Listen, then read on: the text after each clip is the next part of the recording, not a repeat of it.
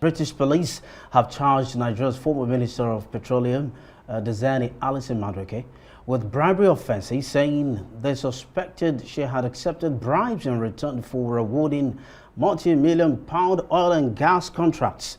She is to appear at the Westminster Magistrate Court on October 2.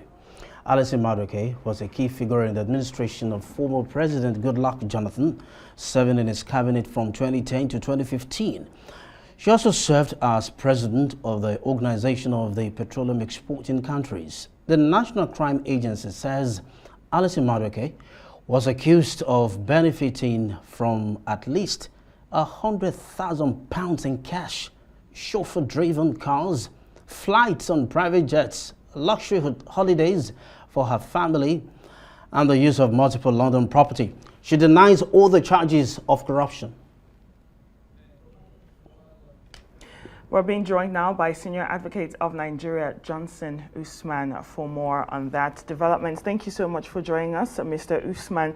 Now, can you just provide us with a brief overview of the charges that have been brought against Diezani Alison-Madueke by UK's National Crime Agency, and also what we can expect from the legal proceedings come October 2?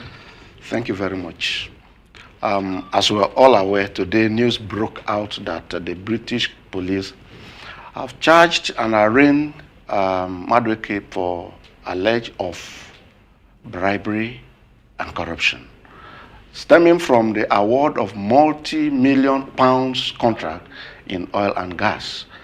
And she's to appear in court on the 2nd of October 2023.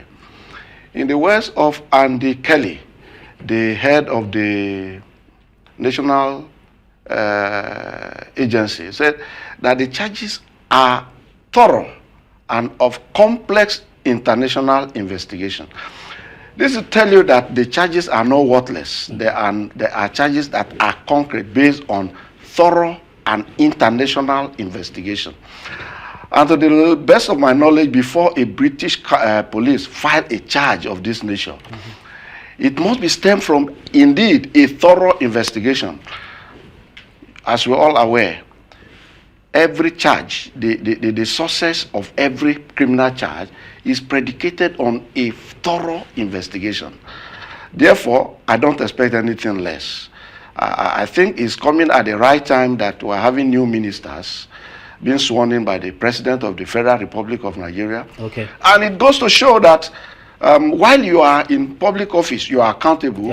And also, after you leave, you can't be called upon to come and give account of your deeds. Now, but does it bother you? Does it bother you as a legal practitioner that many times when our public office holders misbehave, we don't get to bring them to book in our nation until a foreign government now deems it fit to charge them for infractions? How come our own legal system has been such that many times we need our external bodies to do that for us? I am worried and concerned and bothered, because where you have a system that does not work, nothing works.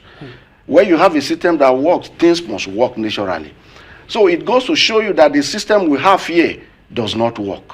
The system we have there is working, and that is why, even though you escape from here, you cannot escape there. And a clear example is what you have seen. So as a Nigerian, I am worried. As a legal practitioner, I am bothered. And it should be a lesson to our law enforcement agents that they need to work on their investigative approaches. So I am bothered. And that brings me to my next question. These allegations against Alison-Madueke span across multiple jurisdictions. You have the NCA's efforts to freezing assets worth millions of pounds, and also recovery of substantial assets in the United States. You also have Nigerian courts ordering seizure of significant assets of Alison-Madueke. How does this coordination between the UK, Nigeria, and the US legal system contribute to this case? You see, every jurisdiction has a modus operandi. Offenses that are committed in Nigeria must be tried in Nigeria and Nigeria alone. The offenses that are committed in the United Kingdom are being tried in the United Kingdom. And if any is found to have been committed in the United States, same will apply.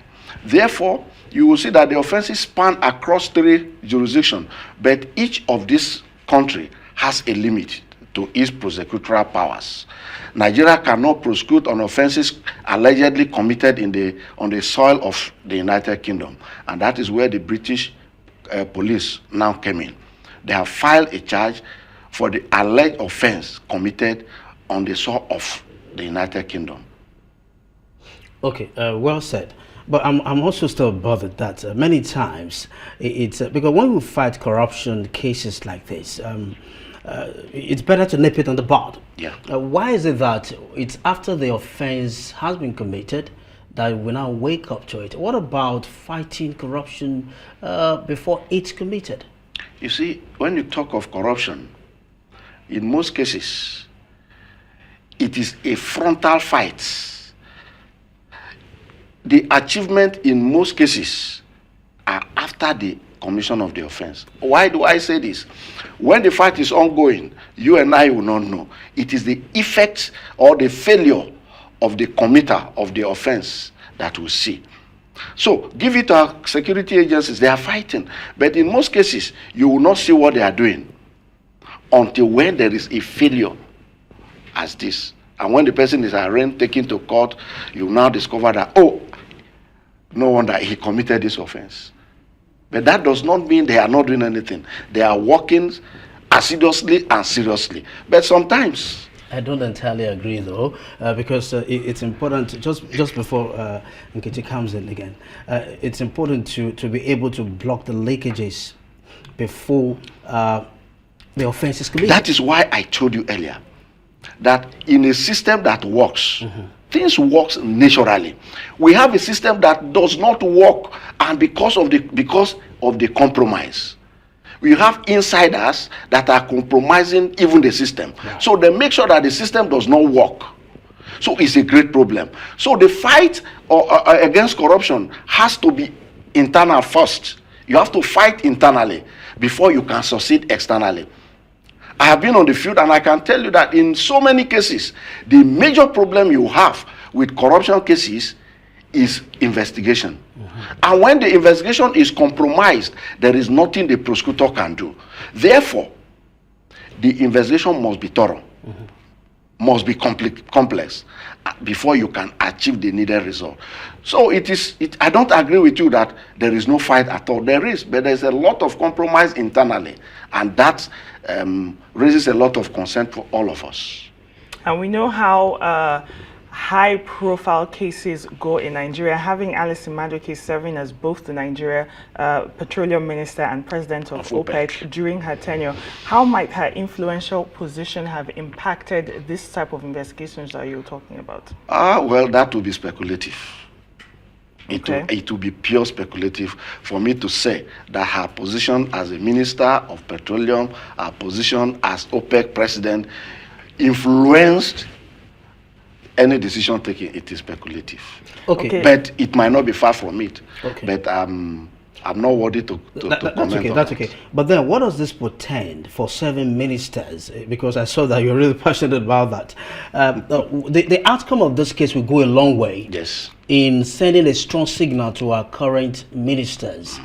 So where do you see this being instructive to our current ministers? It is a wake-up call to the new ministers. That while you have been sworn in as ministers, you don't owe allegiance only to the President of the Federal Republic of Nigeria. You also owe your allegiance first and foremost to the Federal Republic of Nigeria, even before the President. And if you do an act, if you commit any act, even outside Nigeria, you should also know that you'll be responsible. If not now, thereafter. And that is exactly what has happened. So it's a wake-up call to the new ministers, telling them that, look, any soul that sin will surely die. So when you sin while you are in the office, expect the death even after office. So as far as I'm concerned, this is the best time to have this kind of a charge.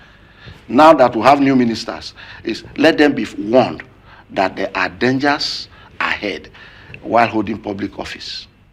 And there are repercussions. There are repercussions. There are dangers, there are repercussions. So if you are careful, you are not careful, the judgment day is there, and it must surely come. Thank you so much for joining us and giving us your insight on this development, Mr. Johnson Usman, who is a senior advocate of Nigeria.